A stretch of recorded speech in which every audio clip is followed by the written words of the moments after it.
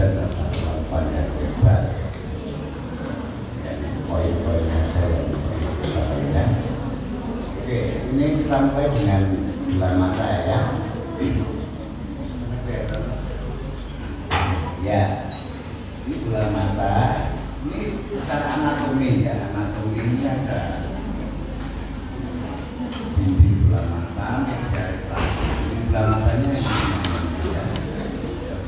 Ini bulan mata, ini media refraksinya ya. Ini anatominya ya. Hanya sekedar diketahui aja ya. Yang penting ini. Nah, ini yang dua ini yang penting ya. Bisa diperhatikan ya, bola mata ya, titik bola mata yang ini yang penting ada 3 lapisan kalau dihafalkan ya. Nanti kalau ada soal bisa jawab di titik yang betul ya. Jadi saya tunjukkan biasanya nanti keluar ya. Tidak semuanya keluar, semua bergila nanti ya.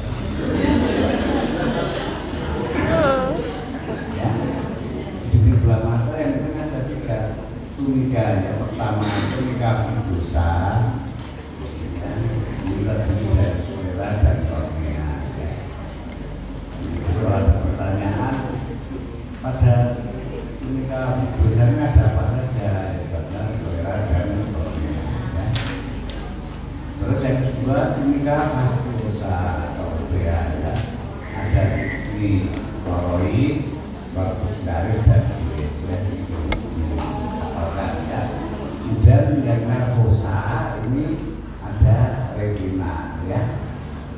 Jadi misalnya bisa ada soal retina merupakan tunika fibrosa atau merupakan bagian dari tunika fibrosa bola mata.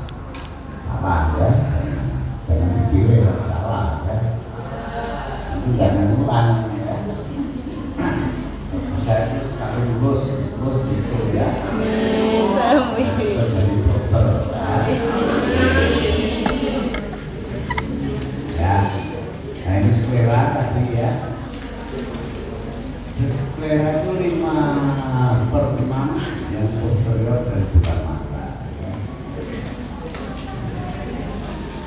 Berarti 5/6 ini buat lihat sclera ya, bahannya ya. Kira-kira 5/6 ya.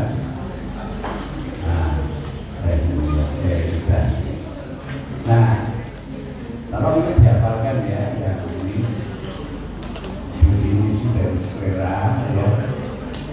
Ini merupakan jaringan padat berupa serat-serat jajar warna putih dan bercahaya, merupakan tempat injeksi atau bola mata ya. Kalau dihafalkan ini, bisa kalau keluar soal tentang sclera bisa dijawab ya.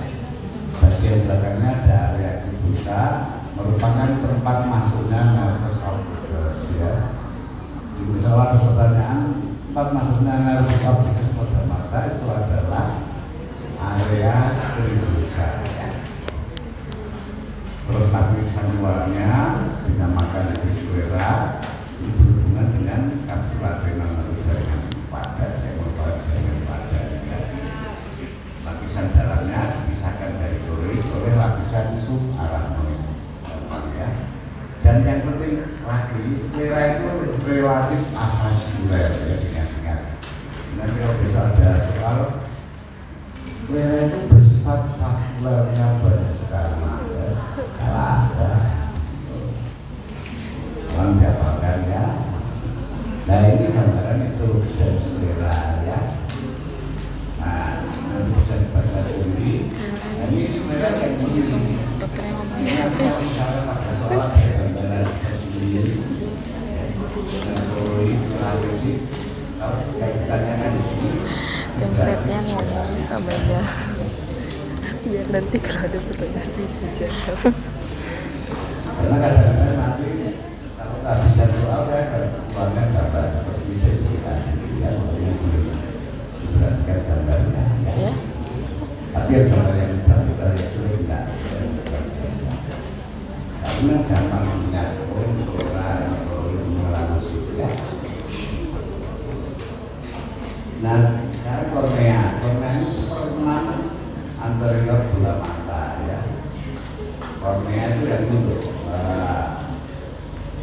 kornea ya, ini hanya darah sperma, kalau tadi darah sklera ya. Ini kornea. Nah ini tolong dihafalkan ya. Ini ya. Kornea itu bersifat transparan ya, ada 5 lapisan kalau dihafalkan ya. Satu epitel, epitelnya itu jenisnya squamous kompleks non kornifikasi. Jadi ingat-ingat ya, nanti kalau ada jebakan epitel pada kornea adalah kuboid kompleks non kornifikasi. Salah. Kemudian yang kedua adalah membran rumah ya. Ini terdiri dari struktur plastik yang saling berselangan ya. Terus ada stromanya merupakan fibril kolagen. Keempat, membran dismemeti ya. Membrannya tebal mungkin terus dari filamen halus kolagen ya. Kemudian yang paling dalam adalah endotel, itu ada sel endotel selapis dan pipih misalnya ya. Kemudian ada bagian lagi namanya limbus, itu batas antara kornea dan sklera yang bersifat vaskuler banyak gejalanya ya. Juga terdapat kanal sklen ya, tempat mengalir saluran untuk mengalirkan cairan gula mata atau humor ya. Nah ini gambar di diagram medisnya ya dari kornea. Tadi ada epifel, membran rumah, ya seperti ini stroma, ini beras. Ini yang sudah diketahui ya. Ini biasanya nggak keluar sama orang muda ya. Yang keluar yang lumayan susah tapi tidak apa-apa ya. Sudah saja ya.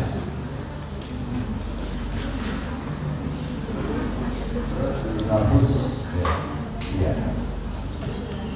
Koroid dulu ya. Koroid ini yang perlu diperhatikan, ini sangat vaskuler ya, sampai merah ini kalau saya pakai. Koroid ini sangat vaskuler, merupakan jaringan unikatokular, ada 12 makrofag, limfosit dan lain-lain ya. Ada satu lagi dan elastis. Ini kalau mendapatkan ya. Terus pada koroid banyak terdapat melanosit yang berwarna hitam. Nah fungsinya untuk nutrisi ke retina ya. Lapisannya vaskular ya, jadi banyak pembuluh darahnya ya.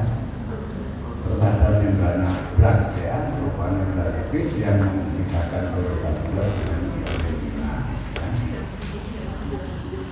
Dan koroid itu dipisahkan dari sklera oleh lapisan jaringan padat kayak ini ya, yang dinamakan lamina subkoroid ya. Nah ini kalau dipahami ya, dihafalkan ya. Jadi sebelum ujian harus hafal ya. Tidak kita nanti habis ujian lupa tidak apa-apa. Hafal dan tahu ya, jadi nanti ada cobaan bisa tidak terkecoh. Ya.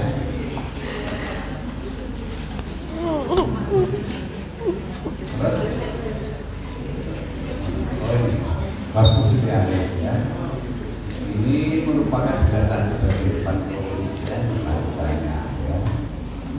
Terus yang penting pada corpus uriaris ini ada prosesus ciliaris ya. Juga yang penting lagi ada musculus ciliaris yang penting ya. Ini fungsinya untuk mengurangi tekanan bercah dan tidak menjadi lebih jauh ya. Kemudian ada proses ciliaris ya, ada sonua ya. Nah sel ciliaris ini menghasilkan cairan humor aqueous yang ada di dalam bola mata ya. Dan kalau ada pertanyaan, humor aqueous itu diproduksi oleh sel epitel ciliaris ya. Jadi ini yang terang-terang coba keluar ya. Nah, kadang-kadang ada cobaan pigmen ya, kalau kita baca betul. Nah ini makanya yang kuliah itu biasanya tahu nanti mana yang keluar ya. Kalau yang kan nggak tahu baca semua dihafalkan malah lupa semua ya. Tapi kalau yang kedua bisa wilayah yang itu bentar itu ya. Harusnya lulus ya, kalau sampai mengulang berhasil ya. Nah ini gambar dari proses sosialis secara ekonomi ya. Jadi kalau ada gambar seperti ini ditanya ini gambar apa? Ini gambar psikologi dari prosesus siliaris ya. Di mana ini ada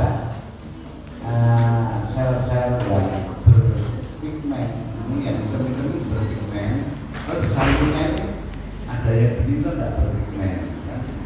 Nah, ini khas dari proses siliaris ya. Ada sel-sel yang berpigmen, ada yang tidak berpigmen ya. Terus,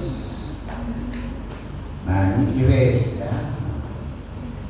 Iris ini merupakan perluasan membran choroid menutupi sebagian dekat dan mempunyai kuburan yang dinamakan pupil ya. Jadi pupil ini merupakan bagian dari iris ya. Dan ada berkaitan bila ada pertanyaan pupil adalah bagian dari bawah ini ya, itu yang jawabannya iris ya.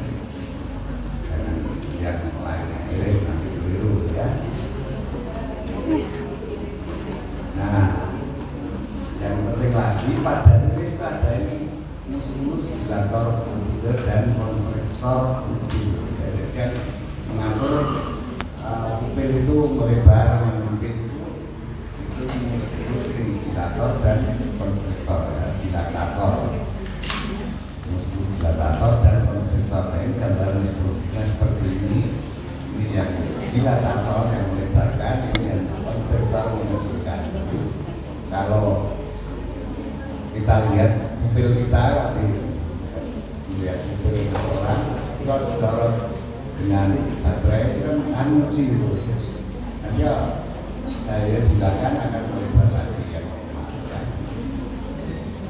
Nah kalau pupilnya melebar tidak gerak-gerak, disorot dan darah berkurang sudah meninggal. Salah satu diagnosis bahwa orang ini sudah meninggal. Pasien sudah meninggal dunia periksa pupilnya ya. Nah ini yang berikutnya adalah musculus konstriktor dan dilatator ya.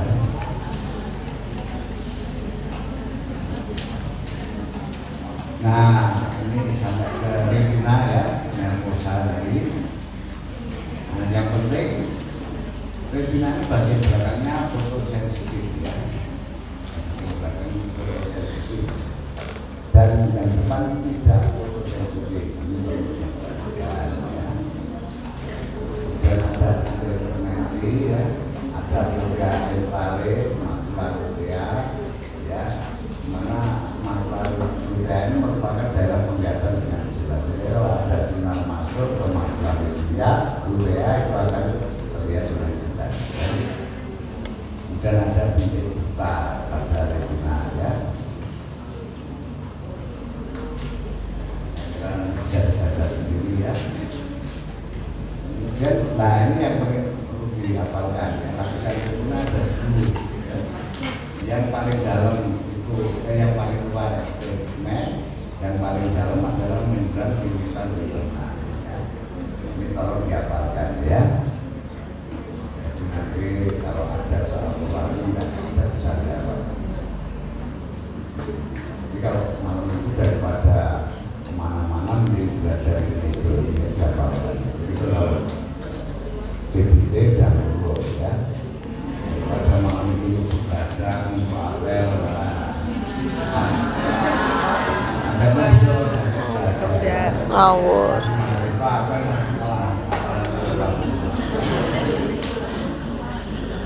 Ya. Nah ini gambaran dari apa itu lapisan retina tadi ya. Nah ini yang diagramnya, ini gambaran historinya.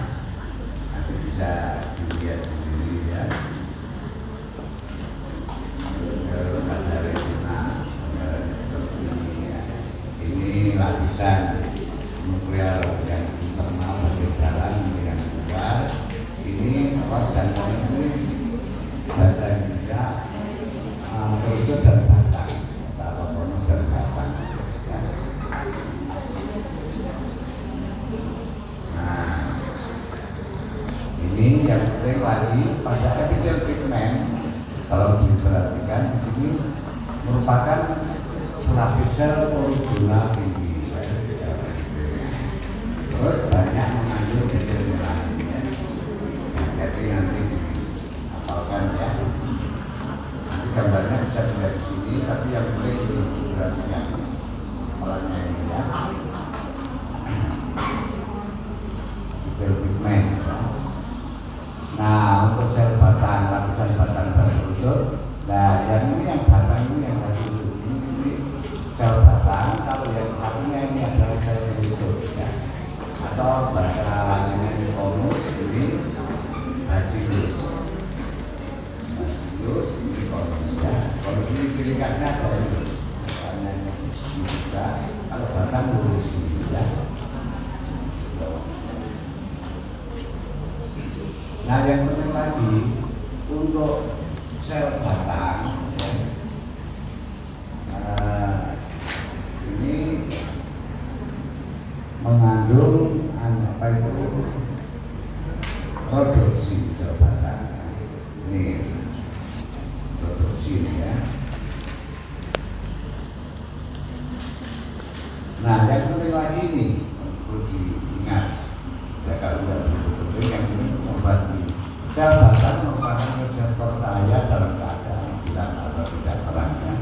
Jadi nanti kalau ada pertanyaan pada keadaan gelap itu yang bekerja sel apa? Reseptor cahayanya adalah sel batang. Yang itu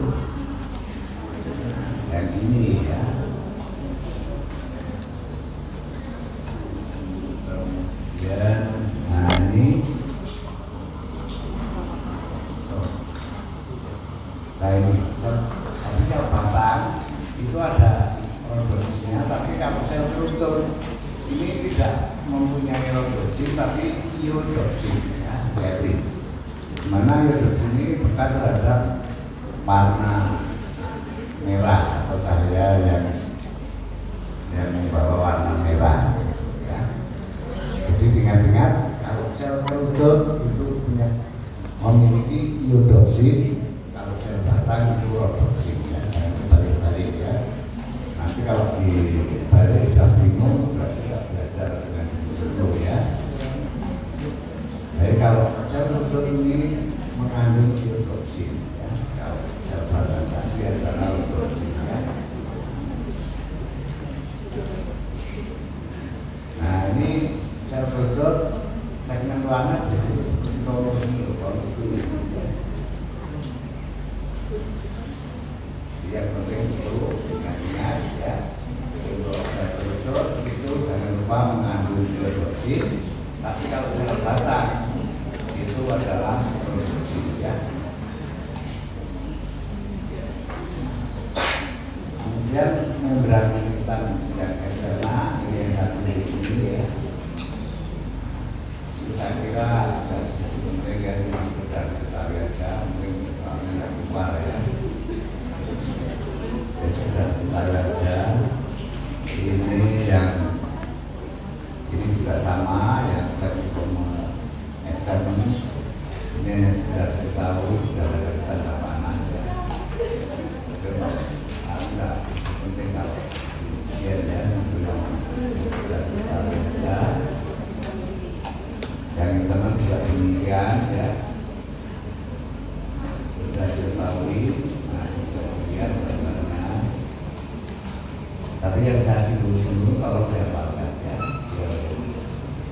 Nah ini juga saya sudah mengerti ada penting banyak, tapi yang penting tadi 10 itu ya. Ini juga demikian ya. Nanti bisa baca sendiri, tapi enggak keluar apa hal. Nah, mungkin yang penting ini, yang paling penting ini yang berangkat tadi tenang. Ini kan apakahnya gampang ya.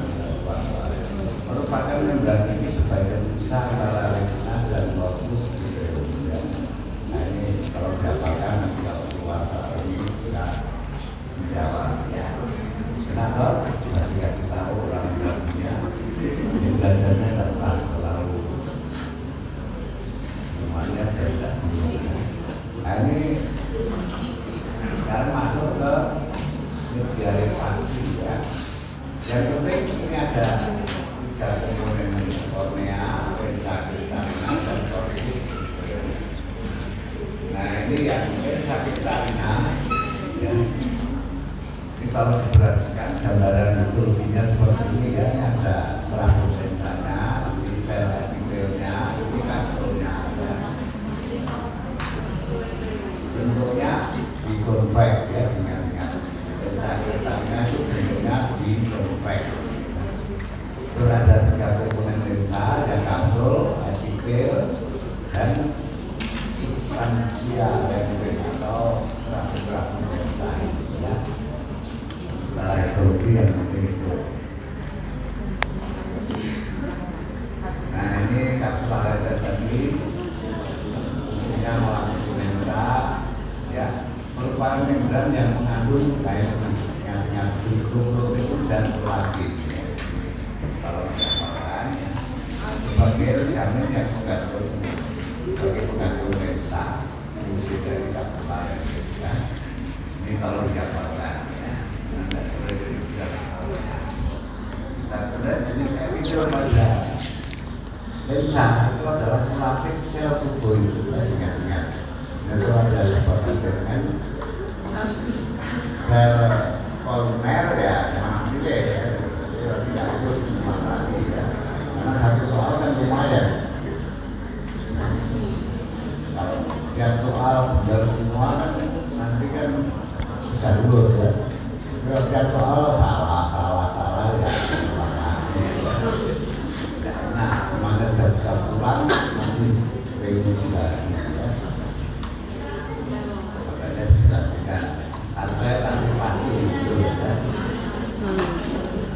Sampai tapi gak pasti. Ini yang tadi ya, salah satu lensa. Nah, jangan lupa ini, ingat-ingat substansia lens tadi ya, itu bersifat avaskuler ya, avaskuler. Nah, nutrisinya terjadi secara difusi dari humor atau dari cairan dalam mata ya. Ini nanti kalau soalnya ini cobaan dia enggak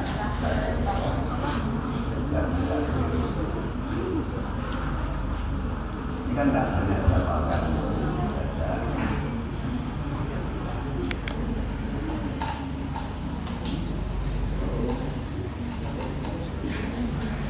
Nah ini corpus vitreous ya, ini yang terakhir yang penting nih, yang ingat corpus vitreous itu bentuknya sini tembus cahaya, jadi tembus cahaya ya. Terus isinya komponennya adalah air dan zat-zat yang telah dalamnya terutama asam hyaluronat ya. Terus pada corpus vitreous ada kanales hyaluronik ya, yang penting ya. Jadi saya ulang lagi yang saya tunjukkan kalau nanti diperhatikan ya. Kalau yang ini tidak usah dimasukkan terlalu detail. Ini yang penting produksi ya. Kemudian ini melalui ini ini. Nah ini didapatkan ya. Sama ini penting ya. Mungkin ada yang belum paham ini. Kalau sudah juga ya yang lain ya sudah selesai. Ini yang telinga sekarang. Nah telinga juga yang penting ini ada 3 bagian ya, telinga luar, tengah, dan dalam. Yang luar ini loh yang sudah telinganya. Nah yang luar itu yang penting perlu diketahui ya.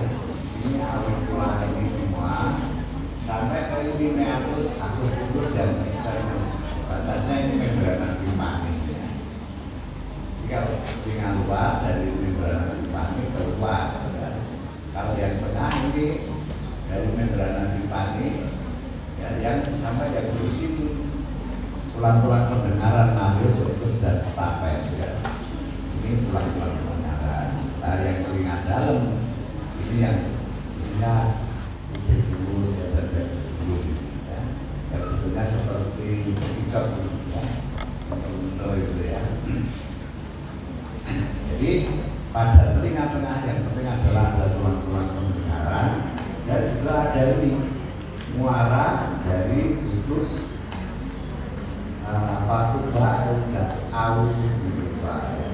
Ini yang menyeimbangkan tekanan antara rongga telinga tengah dengan taring ya, taring atau taring gitu ya.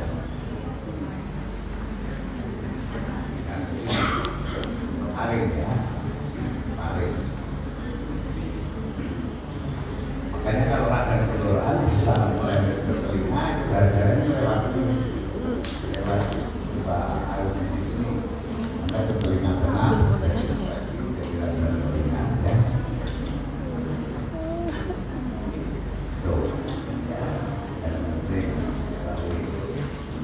Nah ini telinga luar dan telinga auricula ini terdiri dari kartu elastis ya, elastis. Kemudian ada lapisan dilapisi kulit, kemudian ada kelenjar keringat dan kelenjar sebasea yang penting. Nah kalau ngatus itu yang dalam ini sampai ke membrana apikani ini yang sepertiga luar ini kartu laku bentuknya, dan yang dalamnya itu tulang-tulang temporal. Juga ada kelenjar serominosa, kemudian kelenjar seringat dan sebagainya ya. Juga ada serumennya ini sebetulnya ya. Dan membran mani ya pada jalan ini ya, dilapisi oleh ini sel epitel tubus lapis atau tubus lapis ya. Yang perlu dipahami dihafalkan ya. Nanti kalau keluar enggak videonya. Nah kalau yang telinga tengah tadi sudah saya singgung, isinya Marius, Vitus dan Stapes terutama ini. Nanti bisa dibaca sendiri ya, saya kira tidak sulit. Apa itu? Nah yang perlu saya tekankan ini epitel-epitelnya ya. Untuk telinga tengah itu dindingnya dilapisi oleh epitel selapis pipih. Kalau ingat-ingat ya, selapis pipih. Kemudian yang lainnya saya kira sama ini yang tuba auditif ini epitelnya selapis silindris. Nah, itu apalagi ya yang saya pilih ini penting ya. Nah itu yang perlu saya tekankan ya. Kemudian ini telinga tengah tadi sudah saya sebut ada tulang-tulang pendengaran ya, dibatasi dari membrana timpani. Terus ada ini tulang-tulang pendengaran, ini Marius, Stapes, dan ini ada tuba auditiva, ini satu lagi ya. Ini telinga tengah ya. Nah kalau yang dalam atau labirin ini yang penting ada ini, yang penting ingat ada dua organ reseptornya ya. Yang pertama vestibulum, yang kedua koklea ya. Ini koklea yang ini yang ya. Yang vestibulum ini fungsinya untuk keseimbangan kepala. Ini penting pada kasus-kasus itu ya. Jadi kalau orang muter-muter itu biasanya pelayanannya pada itu vestibulum ya. Ada sensor saraf di telinga. Nah, sedangkan koklea yang ini fungsinya untuk reseptor rangsana pendengaran dengan frekuensi antara 20 sampai 20.000 Hz ya. Itu yang perlu ditambahkan ya. Nah ini koklea. Nah koklea yang penting ada macam ya. Vestibulum ya, gimana ini bisa ya. Vestibulum koklea ya, ini jangan lupa media ya, ya.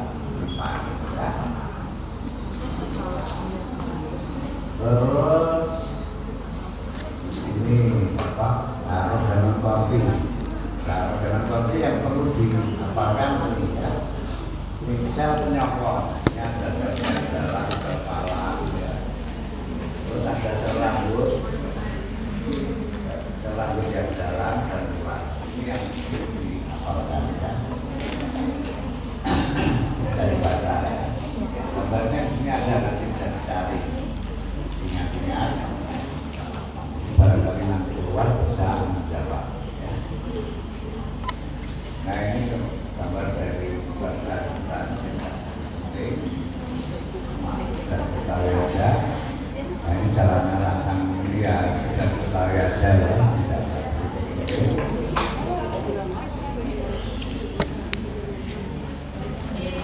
Tidak.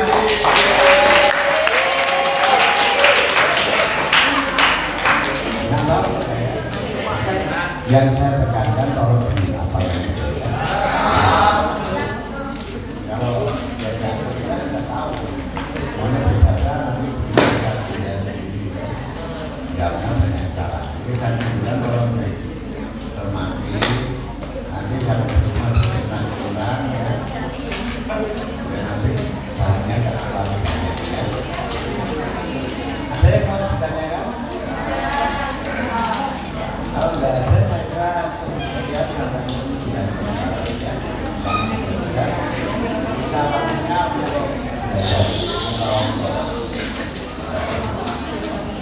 istirahat. Jadi saya kira cukup sekian.